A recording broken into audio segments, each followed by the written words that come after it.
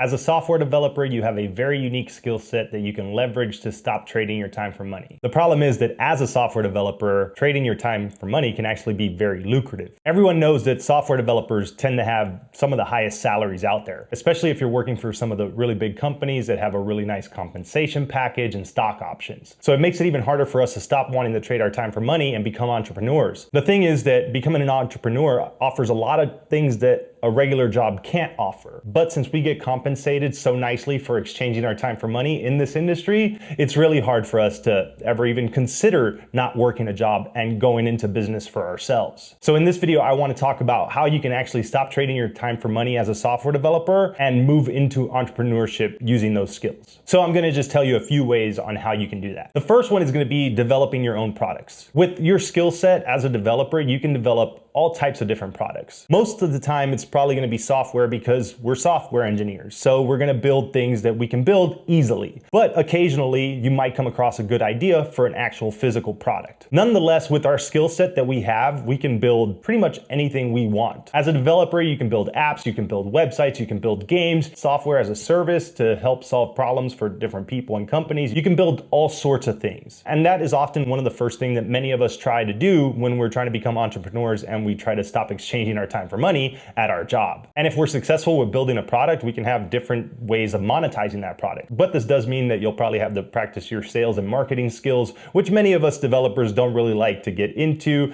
because we like to focus on just building products, but that's a topic for another video. If you would like to see a video on how developers can build their marketing skills, let me know and I'll try to make one in the future. On to the next thing. Many times we come up with ideas for things that already bug us. Honestly, that's one of the best ways to come up with different types of business ideas and product ideas in the first place is just find something that bugs you and irritates you and makes your life difficult and try to make that easier. And if you can build a tool to make that thing easier, then that probably means that there's other people that would want to use that because many of us have a lot of the same problems and deal with a lot of the same things that other people do. So if you can build a tool to fix a problem, you likely have a market and then you can find someone to sell that to. And it could be businesses or it could be individuals. Some of us can build new tools that people use to make their lives easier, like other developers or just everyday people. It could be for existing software and platforms and products that are already out there that you can kind of add on to via plugins or libraries. There's plenty of web developers that make money selling plugins on WordPress, Shopify. There's always going to be new things that come out and new things that will need new tooling and new plugins and new libraries. And as a developer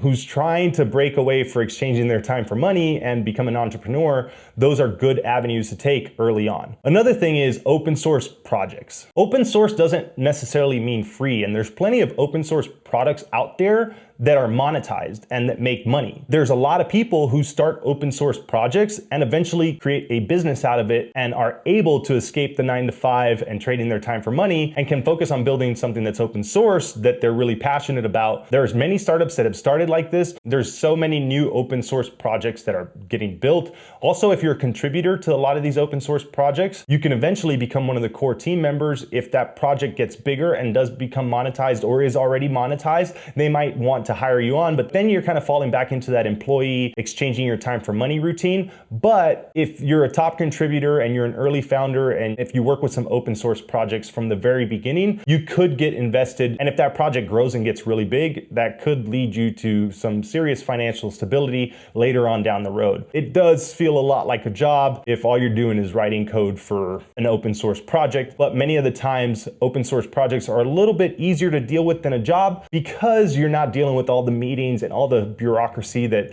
goes on in a regular software developer jobs. And it feels less like a chore and more of a labor of love, which makes it a lot more fun. Also, you get to kind of work on your own time, which a lot of jobs don't really offer that. So that's another good thing about open source, but I digress. I just wanted to mention how open source projects could help you kind of break away from that exchanging your time for money and move into entrepreneurship, especially if you build your own open source project that's yours and you're the core founder and the CEO.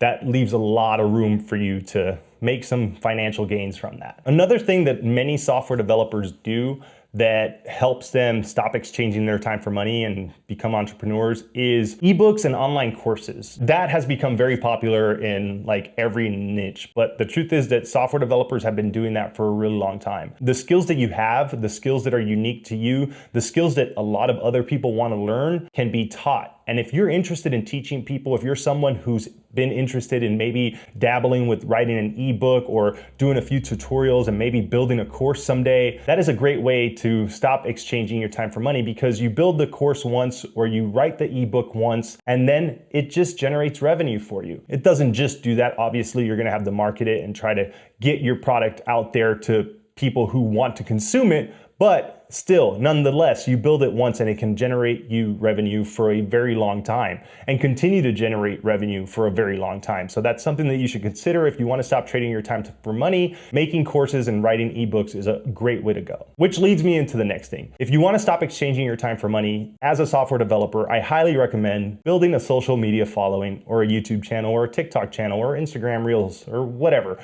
You know what I mean. Start making videos, start making online content, start writing blogs, start tweeting, start building your own personal brand as a developer. And by building that, it will help you have an audience that you can market your products to, also market your courses to, your ebooks, anything you build, any SaaS you might come up with, maybe something that solves a problem for people who are learning how to code, maybe something that solves a problem for people who are interested in the programming language or the stack that you're proficient in and you teach about. Building a brand will help you when it comes time to trying to sell whatever it is that you make. And if you build enough of a following and you have a big enough brand and you have a good name behind you, you can start generating revenues in a whole bunch of different ways. You can start being a speaker, you can get sponsors, again, you can sell your own stuff. And having that reach can really only come from building a social media following. I know many of us don't like to get on camera, we don't like to interact with people because we're introverts and we just want to sit behind our computer and write code. But you don't even have to show your face on camera. Create a podcast that's audio only. Create a blog that is your writings and your teachings. That alone can help you grow that personal brand. But obviously, the more you're willing to put yourself out there and the more familiar your face becomes, the more potential you have to grow.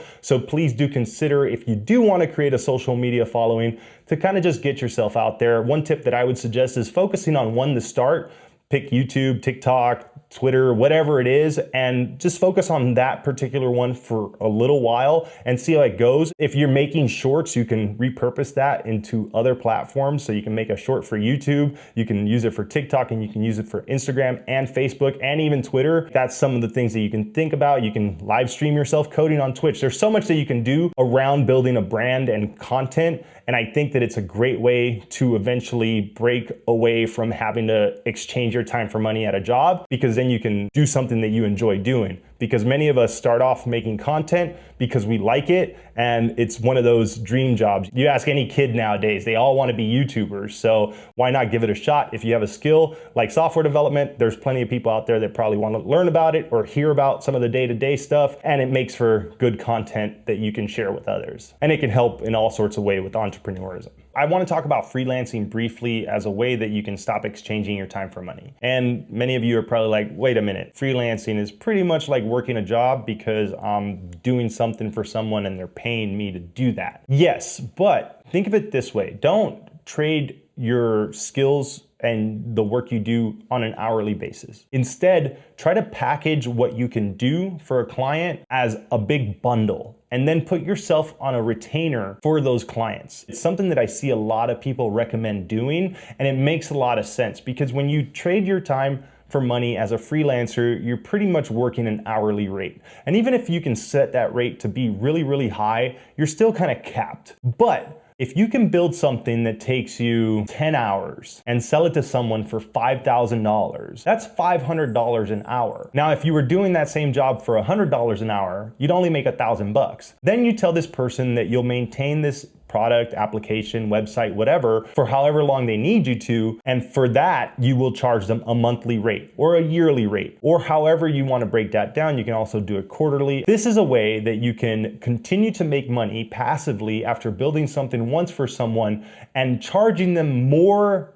than it takes you to build. And as I look into freelancing now, since I've given up my job and I'm trying to make money in different ways, this is how I would approach it. And that's something I wanted to mention because I know freelancing comes up often and it feels a lot like a job, but if you approach it the right way, you can definitely stop exchanging your time for money and make more money while you do it. So now that I've talked about some of the ways that you can stop exchanging your time for money and move into entrepreneurship as a software developer, I kind of want to talk about some of the things that you should think of and consider as you do that to help you along that process. First things first, let's talk about making your life easier. One of the best ways that you can make your life easier as a software developer is automation and also outsourcing. As developers, many of the times we find ourselves doing repetitive tasks and doing things over and over. Also, as a business owner and entrepreneur, you're also gonna run into that same problem. You're gonna be doing a lot of the same mundane things over and over. So try to figure out a process that you can build and try to think of ways that you can automate those simple tasks that you find yourself repeating on a daily basis. When you automate things, it will really help you free up a lot of time to be able to focus on other things. And something else that kind of falls into the same category is outsourcing. We as developers love to build stuff ourselves, but there are times when you should consider outsourcing some of the work that you need done. This can be as simple as a VA, virtual assistant, who can help you with some of those day-to-day tasks. So it's almost like automating that stuff, but with a person. And it can also help you with some of the development work or even some of the copy for content that you're trying to build. Or if you decide to become a content creator, you can also have an editor or someone that helps you plan and makes your life a little bit easier. There's a book that I read once called Who, Not How, and it talks about how finding the right people to solve your problems can often make you way more productive and successful. And this is something that you should consider if you are thinking about moving into entrepreneurship. You have to start thinking like an entrepreneur and a business owner. And many of us have that employee mindset where we kind of have to do everything ourselves. And while some of us do automate our task at our jobs, we need to focus on automating tasks in our businesses as well and outsourcing whenever possible in order for us to focus on the bigger problems. So that's something that you should really consider if you're trying to stop exchanging your time for money and become an entrepreneur as a software developer. Make sure that you automate and outsource everything you can. But of course, think about the cost and the time that can go into that and if it's worth doing. Again, if it takes you 2 weeks to automate something that you do every year, well, it's probably not worth it. And if it costs you thousands upon thousands of dollars to outsource for something that you can do in a couple days, maybe it's better to just do it. So just figure out where you'll get the most return of investment on those things and plan accordingly and outsource and automate what you should. A big thing that you hear a lot of people say is that the best investment that you can make is an investment in yourself and in your education. Now, I'm not saying to go out and get a degree because many people will tell you that there is no degree that can make you an entrepreneur. Even if you go to business school, a lot of people who go to business school don't necessarily become entrepreneurs. But investing in your education and being willing to learn new things is something that's going to help you get really far in your business endeavors and in your attempts to free yourself from the 9-to-5 and become your own boss and not have to trade your time for money any longer. But you really should focus on those investments because they're very important and they will help you in the long run. And the sooner you invest, the quicker you'll get a return on it. And the more that you decide to learn and the more time that you try to spend on improving yourself in areas that you're weak and focusing on the areas that you're strong and making those areas better as well, the sooner and quicker you'll become a better entrepreneur, and the sooner and quicker you can maybe get your businesses up and running so that you don't have to trade your time for money anymore. And with this comes diversification. Many of us have a certain skill set as developers. Many of us focus on the same stack for a really long time, and it's really good to diversify. But when you're trying to build businesses, especially in like the startup world or your own SaaS products or web apps or websites that you're trying to use to generate revenue, you might not need to go out and learn a whole bunch of new tech or a whole bunch of new stacks that you haven't worked with before because you want to build quickly and you want to build as much as you can so that something can start generating you revenue. But you still want to diversify in that education, and you might have to go out and learn some new tech. But diversify your education in all different ways. If you struggle with marketing, go read some marketing books, go watch some videos on how to get sales and how to drive traffic to your websites. Work on some of the areas that you can definitely improve in. Again, some of this stuff can be outsourced. You can also maybe find a co-founder down the road if you're building something and you need help in that area and you know someone who is strong in that. But it's also something that you should at least learn how to do for yourself because it'll make the process a lot easier for you in the long run. And moving on to finding co-founders and in networking with other people, I do want to talk about networking a little bit because I think it's very important for us as we try new things and we venture off into different endeavors and areas that we're not very familiar with and want to explore.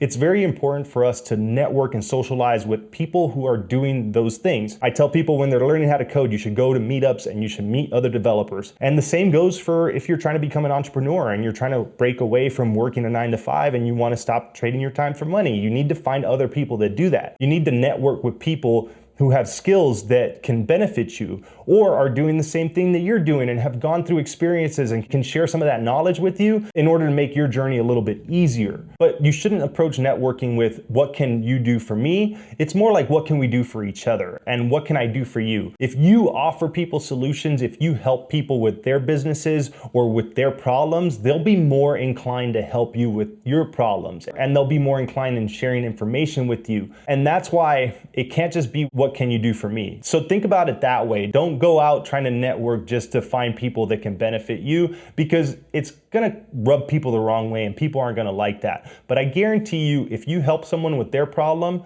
that they're having, when the time comes and you need help with the problem that you're having, that person will be much more inclined to give you a hand. And if you're able to solve someone else's problem, they'll think about you when the time comes. And that really can help you get some new line of business, or it can help you get in front of the right people because your reputation means a lot, especially as an entrepreneur and someone who's doing business. You're only as strong as your references and the people that you know, and you really have to focus on establishing good relationships, meaningful relationships, not just going out and trying to find what people can help you with, because that's probably going to lead to a lot of people not liking you. Honestly, that's probably what's going to happen if you approach it that way. So a lot of the things that I mentioned here kind of play into some of the stuff that I mentioned earlier, and there shouldn't be just one thing that you take away from this. I'm trying to give as much information to you as I've been consuming about a lot of these topics, and these are things that I'm going to be trying to do. I'm really creating this kind of content because it's what's fresh on my mind, and even though some of it may be secondhand information, hopefully one day soon I'll be making this firsthand information because I'm going to be applying, and I am already applying, a lot of the things that I'm talking about in this video. And I really hope that it was helpful. I want to keep making more content like this, so I'd love to hear any suggestions that you might have for entrepreneurship and software development and how I can kind of blend those two into more content down the line. With all that said, I hope you enjoyed this video. If you did, make sure you hit that like button. Thanks for watching, and I'll see you next time.